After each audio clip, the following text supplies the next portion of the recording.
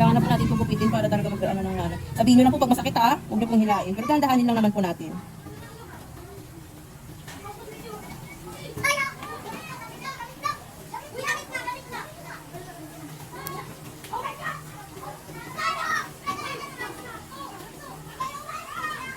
Pag masakit, sabihin nyo lang po pag nakakaramdam kayo ng sakit ha, para makontrol ko po yung ano.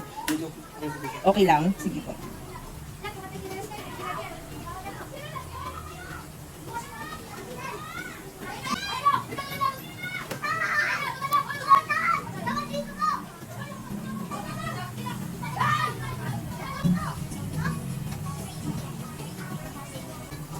Okay na po, wait lang. Ay, nayangat natin to. Kuko kasi nakatusok po siya. Wait lang po.